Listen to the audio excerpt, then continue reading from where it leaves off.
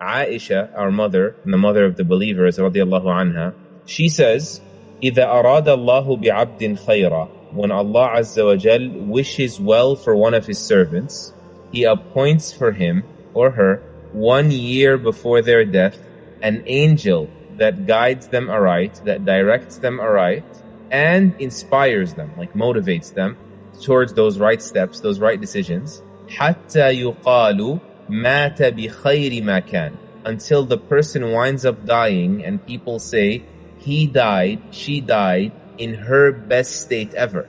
And that person, as they're dying, they are shown their reward, and so their soul, their spirit becomes anxious because they see this great reward.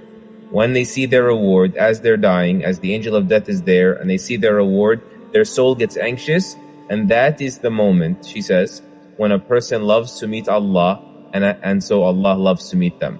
On the flip side, she continues to say, وَإِذَا أَرَادَ اللَّهُ بِعَبْدٍ شَرًّا, and when Allah wishes an evil end for a person, we'll speak about what that means later, inshallah, so stay with us. Why would Allah do that, subhanahu wa ta'ala? When Allah wishes evil for a person, He appoints for him, He unleashes on him or her a shaitan, a demon, a devil, 1 year before their death, a devil, and so that devil misguides them, confuses them, وَفَتَنَهُ, and tempts them, meaning in the wrong directions.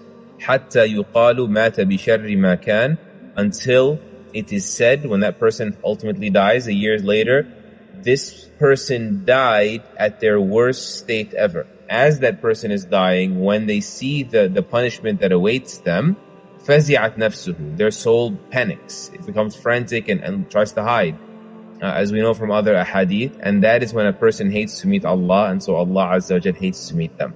This hadith, I'm sure, has moved you, especially if it was the first time you hearing it. I remember the first time I heard this hadith.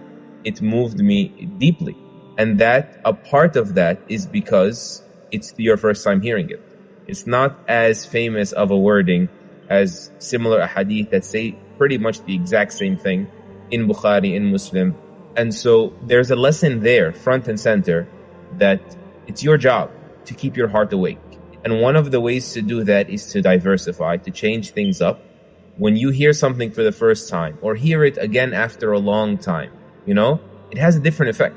It's just like blessings also. Like when Allah causes interruptions in our blessings, they have renewed value. Like I never felt grateful for my knee before till it started aching. And so you come back to those blessings anew. And so you need to hold yourself accountable. Be, self-aware, self-managing of what is going to keep your heart alive.